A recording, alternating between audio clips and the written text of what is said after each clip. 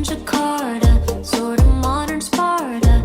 Had no chance against the teenage suburban armadas. We were a sonata, thanks to tight-lipped. Assalamualaikum warahmatullahi wabarakatuh. Perkenalkan, nama saya Supriyanto. Nama saya Fadila Fitrisadia. Nama saya Muhammad Imron. Kami dari kelompok 4 akan membawakan presentasi mengenai pengertian hukum Islam. Untuk mempersingkat waktu, selanjutnya langsung saja masuk ke materi presentasi.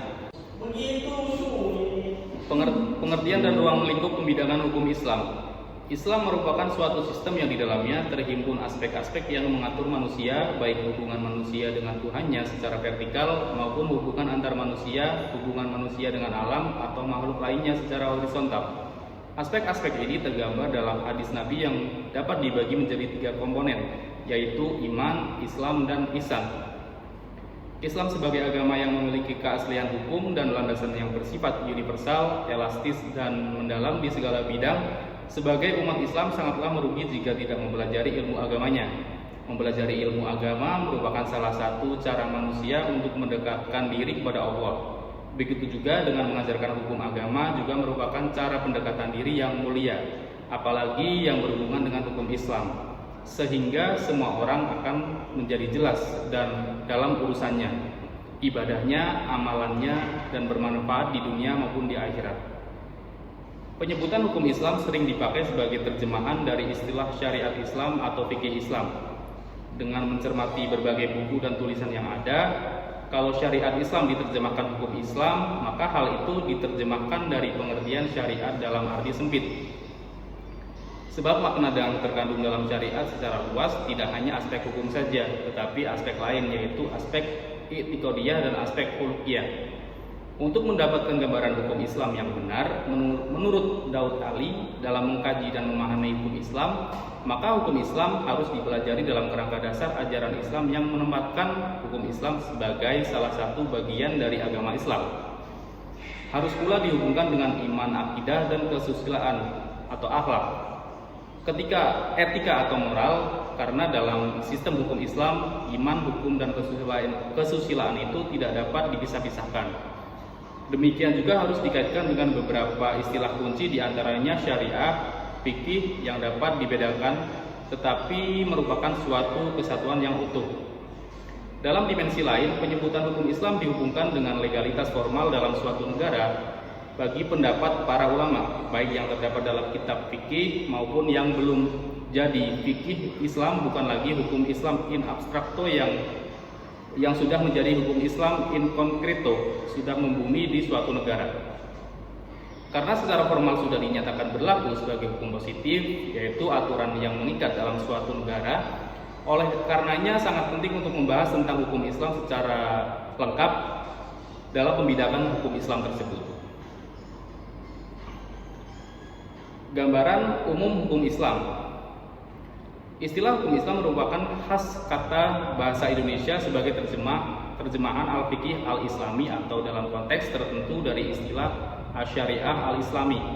Istilah ini dalam wacana hukum barat digunakan dalam Islamic law.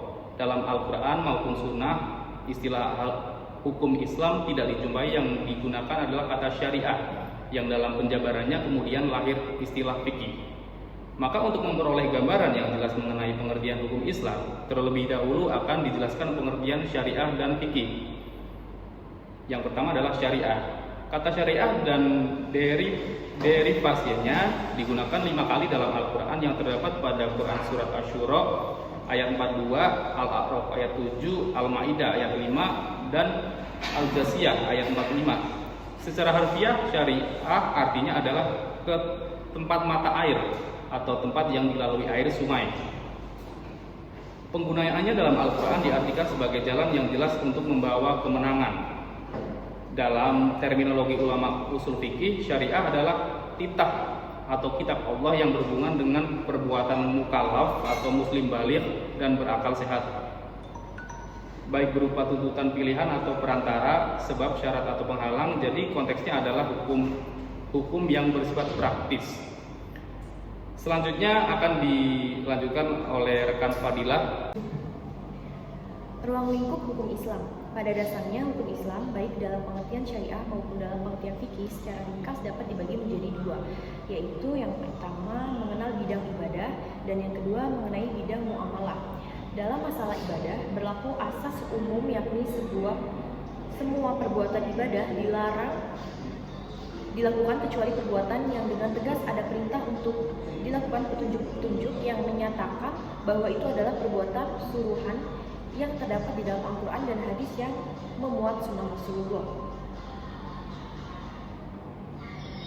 Di samping itu, manusia sebagai makhluk sosial dan budaya manusia hidup memerlukan interaksi, baik interaksi dengan dirinya sendiri ataupun dengan sesuatu yang di luar dirinya. Fikih membicarakan interaksi manusia itu yang meliputi kedudukannya, hukumnya, caranya, dan alatnya, dan sebagai interaksinya itu ialah A. Hubungan manusia dengan Allah, Tuhannya, dan para Rasulullah.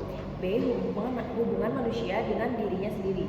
C. Hubungan manusia dengan keluarga dan tetangganya. D. Hubungan manusia dengan orang lain yang seagama dengan dia. E. Hubungan manusia dengan orang lain yang tidak seagama dengan dia. F. Hubungan manusia dengan makhluk hidup yang lain seperti binatang dan lainnya.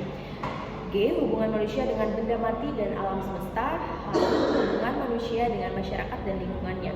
I. Hubungan manusia dengan akal pikiran dan ilmu pengetahuan.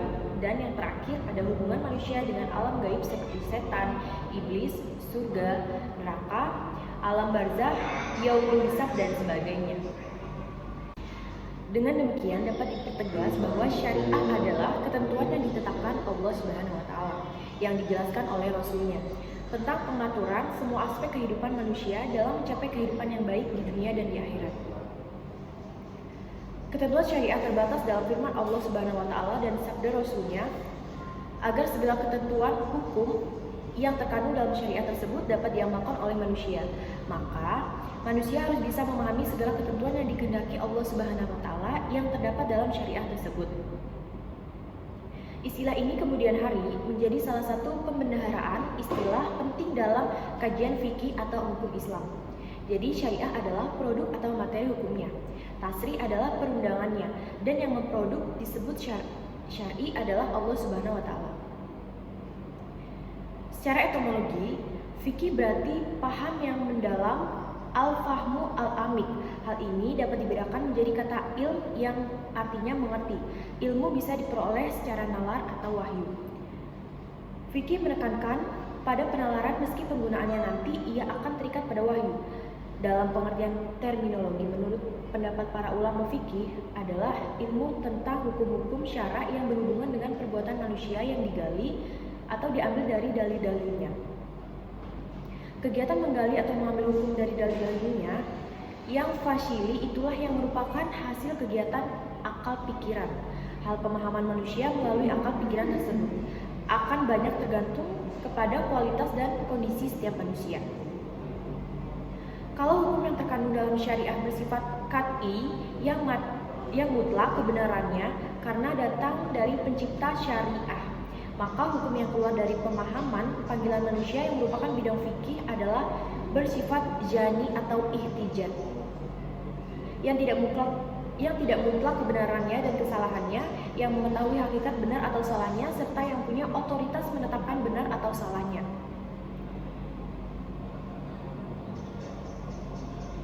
Pemahaman terhadap perbedaan substansi syariah dan fikih ini setidaknya menjadikan seseorang dapat arif dan bijaksana menyikapi fikih. Dengan kata lain, perbedaan pendapat dan pengalaman fikih adalah sesuatu yang lumrah dan tidak perlu dipertentangkan.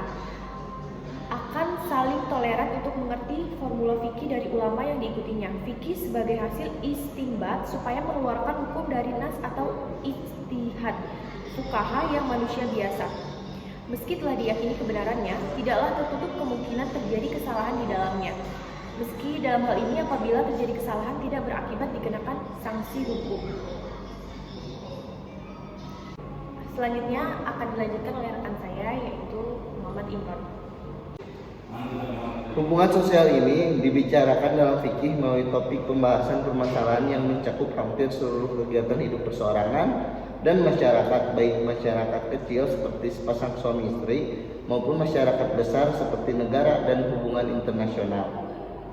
Sesuai dengan bermacam-macam interaksi tadi, meskipun ada perbedaan pendapat para ulama dalam menyusun urutan pembahasan dalam membicarakan topik-topik tersebut, Namun mereka tidak berbeda dalam menjadikan Al-Quran, Sunnah, dan ijtihad sebagai sumber hukum.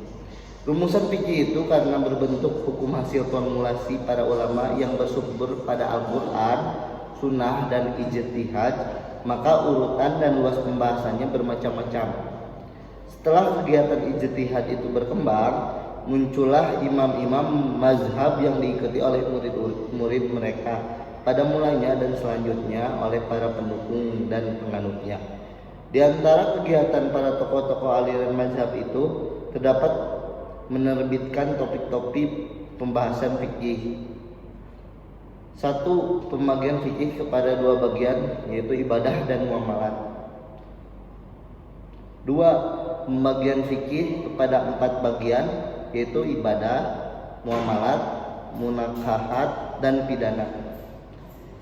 3. Pembagian fikih kepada 8 bagian, yaitu ibadah, ahwal, asyisiyah, muamalat maliyah, madaniyah, siasah syariah, ukubat, dan hukuk ad-dualiyah. Pada masa sekarang ini ada yang membagi pembahasan fikih lebih rinci lagi. Misalnya Mustafa Ahmad Az-Zarqo dalam bukunya yaitu MT Hasbi Asyidik menguraikan lebih menjadi 8 topik, yaitu pertama ibadah, 2 ahwalus syiah, 3 muamalah madaniyah, 4 muamalah maliyah, 5 jinayah dan ukubah, yaitu pelanggaran dan hukuman. Selanjutnya ada ahkamud dusturiyah. Terus langsung saja ke penutup. Berdasarkan pembahasan berdasarkan pembahasan materi ini, maka dapat disimpulkan bahwa pertama, hukum Islam merupakan formulasi dari syariah dan fikih sekaligus. Artinya, meskipun hukum Islam merupakan formula aktivitas nalar, ia tidak bisa dipisahkan eksistensinya dari syariah sebagai panduan dan pedoman yang datang dari Allah sebagai al-syari. 2. Hukum Islam di Indonesia adalah peraturan yang diambil wahyu Allah dan hadis Rasulullah yang diformulasikan dalam keempat produk pemikiran hukum Islam, fikih, fatwa-fatwa para ulama, keputusan pengadilan, dan undang-undang yang dipahami dan ditaati serta diberlakukan bagi seluruh umat Islam di Indonesia. 3. Ruang lingkup hukum Islam baik dalam pengertian syariah maupun dalam pengertian fikih secara ringkas dibagi menjadi 2, yaitu 1. Mengenai bidang ibadah dan 2. Mengenai bidang muamalah. Adapun sistematika hukum Islam adalah al-ahkam, al-ahwal syaksiyah, al-ahkam al-madaniyah, al-ahkam al-jinayah, al-ahkam al-murafaat, al-ahkam al-dusturiyah, al-ahkam al-dauliyah, dan al-ahkam al-iqtisadiyah wa al-maliyah. Sekian dari kelompok kami. Mohon maaf bila ada kesalahan kata. Wassalamualaikum warahmatullahi wabarakatuh.